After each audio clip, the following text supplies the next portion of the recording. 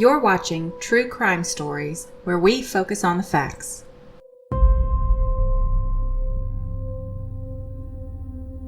"11 machines, 6 known overdoses, 3 deaths." Between June of 1985 and January of 1987, a computer-controlled cancer treatment device built by a Canadian Crown corporation delivered radiation doses up to 250 times higher than prescribed to patients across the United States and Canada. The manufacturer was told, repeatedly, that something was wrong. The manufacturer said it was impossible. The machine was called the Therac-25.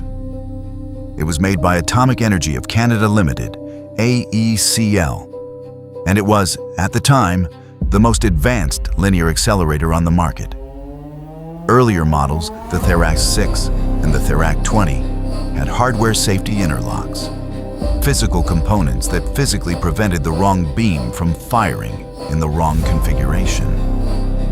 The Therac-25 stripped those interlocks out. Safety would be enforced by software instead, cheaper, lighter, more modern.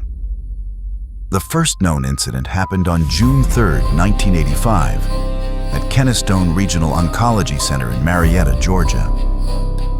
A 61-year-old woman was being treated after a tumor was removed from her breast. When the machine was activated, she felt what she described as a tremendous rush of heat. She told the operator, in plain words, "You burned me." The hospital sent her home. Her shoulder froze. She developed spasms. Eventually, one of her arms was paralyzed, and the affected tissue had to be surgically removed. She had received an estimated 15 to 20,000 rad. The prescription had been 200. AECL was contacted.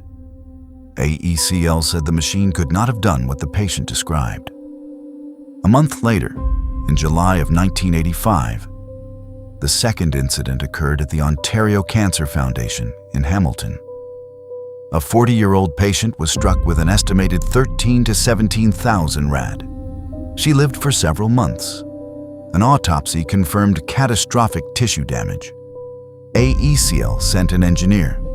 They focused on a micro switch in the turntable mechanism, issued a fix, and told users the safety of the machine had now improved by approximately 5 orders of magnitude. In December of 1985, a patient at Yakima Valley Memorial Hospital in Washington State developed striped radiation burns across her hip. AECL responded that, based on their analysis, the Therac-25 could not have caused the injury. The pattern broke in Tyler, Texas. The East Texas Cancer Center had been operating the first Therac-25 in the United States. For 4 years, it had run without incident. On March 21, 1986, a patient being treated for a tumor on his back felt what he later described as someone pouring hot coffee on his back. The machine displayed an error message, malfunction 54. The dosimeter, the device that measures how much radiation was actually delivered, showed that almost nothing had been administered. The operator pressed P for proceed. The machine fired again. The patient died several months later. 3 weeks after that, on April 11th, a second patient at the same facility, being treated for a skin tumor near his ear, lay on the table. The same operator, the same malfunction 54, the same instinct to press proceed. He saw a flash. He heard a sound he later described as eggs frying. He died 3 weeks later from radiation damage to his brain stem. This time, the hospital physicist, a man named Fritz Heigur, refused to accept the manufacturer's assurances. He took the machine out of service, brought the same operator back into the control room, locked the doors, and worked through the weekend trying to reproduce the error. What Hager discovered was this: the operator was unusually fast at the keyboard. She had been entering treatment parameters, noticing she had selected the wrong beam mode, and using the cursor up key to correct it. All within roughly 8 seconds. The Therac-25 software had 2 tasks running in parallel. One watching the keyboard, one preparing the physical hardware. If the operator made her edits within a specific narrow window, faster than the hardware preparation task expected, the 2 tasks would fall out of sync. The machine would believe it was configured to deliver a low-power electron beam. The hardware would actually be configured to deliver a high-power X-ray beam, with the protective beam flattening filter rotated out of position. What hit the patient was a raw, unfiltered beam, roughly 100 times more intense than anything a human is supposed to be exposed to. The condition was called a race condition. 2 pieces of code racing each other and the patient losing. When the dosimeter showed a low reading after malfunction 54, it wasn't because the dose had been low. The radiation had been so intense it had saturated the sensor. The operator, seeing a low number, assumed the patient had been underdosed and pressed proceed. Hager reproduced the bug and showed AECL how to reproduce it. AECL issued another fix and told users the problem had been corrected. On January 17, 1987, a patient at Yakima Valley Memorial Hospital was struck in the chest with between 8,000 and 10,000 rad. He had been prescribed 86. He died in April.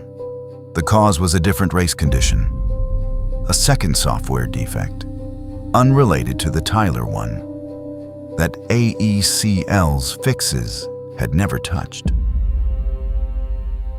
The Therac-25 was finally recalled in February of 1987 after the U.S. Food and Drug Administration ordered all units shut down until a comprehensive corrective action plan was approved. That plan, when it came, included a hardware safety interlock, the kind the earlier Therac-20 had always had, and that AECL had removed when they built the Therac-25. The subsequent investigation by software safety researcher Nancy L.E.H. Vu-Sun revealed something deeper than 2 software defects. The Therac-25 software had been written largely by a single programmer in assembly language over a period of years. That programmer left AECL in 1986, and during a later lawsuit, AECL was unable to produce information about his qualifications. The same defects existed in the Therac-20 software. They had been inherited from earlier code. But the Therac-20's hardware interlocks had silently prevented those defects from ever harming a patient. The hardware had been doing the safety work all along. The deeper finding was institutional. AECL's response to every reported incident had been to assume the machine was working correctly and the operator was mistaken. Every fix targeted the most recent visible symptom rather than the underlying design philosophy. A safety analysis performed in 1983, before any of the incidents, had reportedly excluded the software entirely from consideration. The software was assumed to be correct because no one had imagined what it would mean if it wasn't. The Therac-25 is now taught in nearly every software engineering ethics curriculum in the world. Not because the bugs were exotic, they weren't, but because the institutional response to them was so ordinary. A manufacturer told users the machine was safe. The users believed them. People who reported problems were treated as confused. The pattern continued until a physicist in East Texas locked the doors and did the manufacturer's work for them. Here's the question worth sitting with. When a system is described as safe by the people who built it, and the people using it have no way to inspect what's actually happening inside, what does the user actually know? And what should the answer to that question change? about how we build machines that touch human lives? Drop your thoughts in the comments. And if you want more cases where the institutions failed long before the technology did, hit subscribe.